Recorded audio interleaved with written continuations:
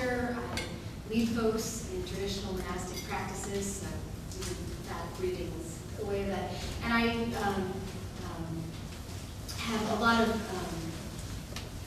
impressions, like Professor Calderon, from being here at Pitzer, but really haven't interfaced in the years since, and really wondered how will what we have to say match up? What will happen? And I just heard him speak. I was like, wow, thank you. Something bigger at work, leading together on what we have to say. I'm going to be sharing in the second part of what I'm presenting a bit of an example of how you take something like what you just laid out and live it out from my story, and share that as a piece of wherever it might fit into your story, and share about one particular movement called new monasticism, one expression of some of the things he was talking about. But first, I'm going to be giving just a bit of a framework in which to hang and think on some of the things that he was sharing. Which is so exciting. But what was most exciting about what you said, he mentioned St. Martin de Porres. I was like, woohoo! So I also really think he's the bomb. So much so that when I had the opportunity to share some stories from my journey and all that, and I wanted part of my journey as totally not from a Catholic background, didn't know anything about the Catholic world, ended up wandering around in it and being incredibly blessed a few years ago, and wanting to share some of the heroes of the Catholic faith when writing about it. I, of course, had to share St. Martin de Porres, so there's a little picture of him here. And the picture is an exciting Pitzer story as well. The woman who drew it, my friend Lila, Pitzer class of '98, we got to know each other when she was sitting at the Mead service desk passing out toilet paper. And I was working in the Mead study room, just helping folks not steal books. So that friendship led to all that. So yeah, and St. Martin de Porres is not an individual man. He's part of a larger order called the Dominican Order of the Catholic Church, named after St. Dominic. And in terms of my own formation and my own journey of the kind of person that I hope to become and the way in which I want to walk in the world, it's the Dominican Order in particular that has shaped me. One funny joke about that, though, is I'm a female pastor. I belong to the Presbyterian world. There's certain things that are already set in who I am. So when I hang out with Dominicans and say, could I be like one of the friars? Could I be like one of the brothers? This is what I want. They look at me and go, no. that's not a box you're going to fit in. So I've been really excited in terms of discovering ways in which there are other boxes and creating some new boxes, particularly this new monasticism movement. So stepping back into a larger framework. There's a famous quote, the proverb, the journey of 1,000 miles begins with a single step. And it really is true that where we turn ourselves, even before we take that step, is going to shape where we end up far, far down the road. And hearing your stories, you were sharing many of those moments where you turned, or where a turning happened, and intentionally or unintentionally, that step took you somewhere farther. So when I try to think about that intentionality or unintentionality of how we turn, in order to find out where our steps might lead us, there's a simple triangle that I think about, and I'm going to draw it up, and then I'll reference it throughout my talk.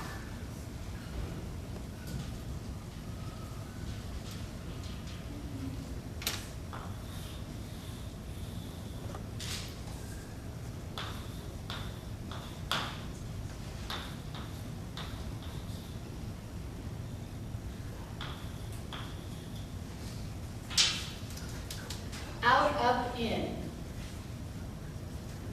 Pretty straightforward. This is just a memory tool, but I constantly return back to this. Because there's a piece of our lives that we live that's out. That's how we love our neighbor. That's how we engage with the larger world. That's how we organize to create change. It impacts farther beyond just who we are or our immediate circles. And so how we live our lives outwardly, and the way in which we impact systems and structures as a part of it, is one way and one direction in which we live our lives. And this work that I do when talking about this is built upon, if you're writing notes, Henry Nouwen's book, Reaching Out, Three Movements of the Spiritual Life. So it's N-O-U-W-E-N, Henry Nouwen. And then in addition to the out piece in the way in which we live our lives, there's also a piece of our lives that's inward. That's the inner life. That's when you're quiet, if you get still and you stop and listen. There's things going on inside.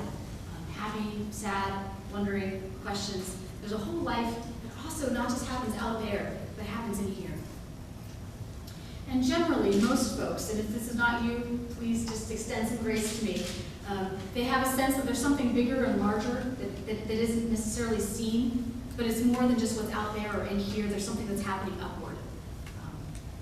And so in that, there are ways in which part of our life is lived more in direction towards that upward sense of the bigger, the unseen.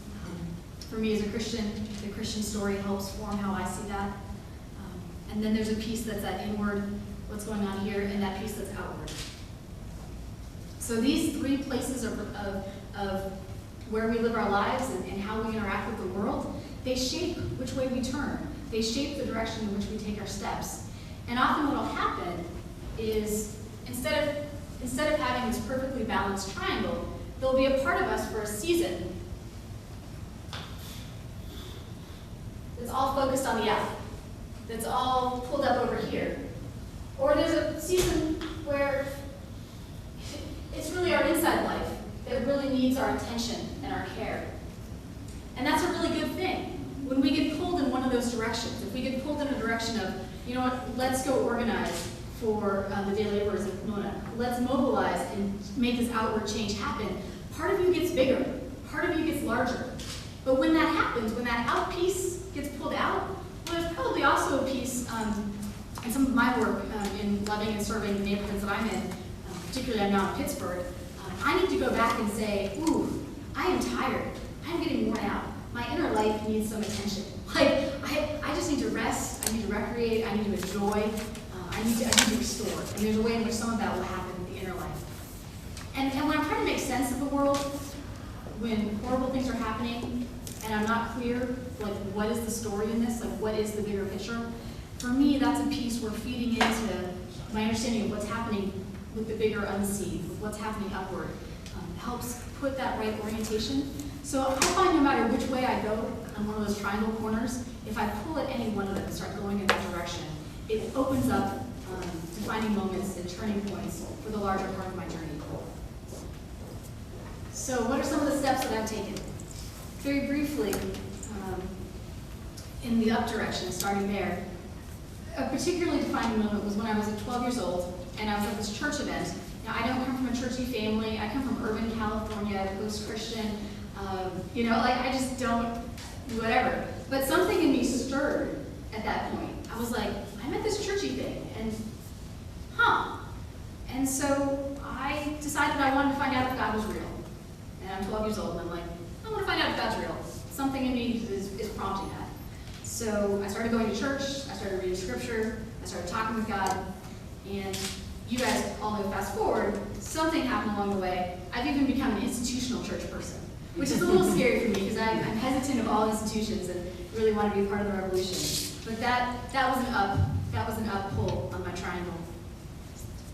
In terms of inward, I think one of the biggest pieces that really needed attention and care in my inner life was the fact that my parents, though good people that meant well, really did a lot of damage to one another and to us. They sadly didn't make it in terms of life together with each other, and that took a lot of healing, and that involved just a lot of pain. And I would say in that piece of my inner life needing some attention and some healing, it grew my ability to have compassion to some degree. There are many who have much bigger compassionate hearts than I do. But that context gave me the ability to have some ability to handle suffering, some ability to walk into places of suffering and to understand that suffering is a part of how the world works. And to know that suffering is not where the story ends, but that healing and work in that space happens. And faith was a big part of supporting me in that. And then outward, it leads to, the bigger your heart gets, the bigger you can move in these directions. Reaching out towards creating intact, sustainable communities. My passion is people. I love meeting people, I love connecting people. I'm like, woohoo, I love my weekend, lots of new friends. Or the opportunity to make new connections. And in that, not just initially, how do we then create more sustainable community? How do we create things that are intact? And during my time at Pitzer, that was certainly something that I had a joy of organizing with Student Senate, with faith-related activities, with just simply having fun.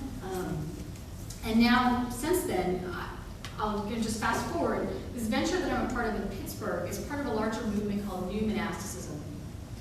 And New Monasticism isn't something that just sort of, oh, I found it, yay! But the steps along my path, the various turning points, put me in a direction where this would make sense. It was being influenced by the fact that you know what, we need to go and love our communities. We need to pay attention to healthy whole communities. And I said, okay, that's great. I want to do that out piece. There were some other pieces that helped me learn. There's some ways in which I need to be having some healthy inner life and inner close relationships that are healthy and good. And I want to connect up to this bigger story of wholeness and healing that is the ultimate truth, the path that we're on, even if it comes through suffering. So this led me to find what is now taking off. This is just, I brought one book from it. This discussion of folks around the country who are saying, I don't want to live in the suburbs and have lots of stuff. Perhaps some like the Cesar Chavez challenge. I want to go move into abandoned places. I want to seek reconciliation. I want to seek economic wholeness. I want to seek new possibilities. So that's all a beautiful visionary idea and really, really wonderful. And being at Pitzer and spending time in this relatively supportive environment to explore that was really good. But it has been amazing since leaving Pitzer to be able to, having been turned in a certain direction, take steps now where I live in between a historically very affluent neighborhood in Pittsburgh and a neighborhood in Pittsburgh that has the distinction of being one of the murder capitals of the country, given drug trade and things happening there. So we live right on the boundary there, and we have this really large house, and what we do with this house is be one part of the New Monasticism movement.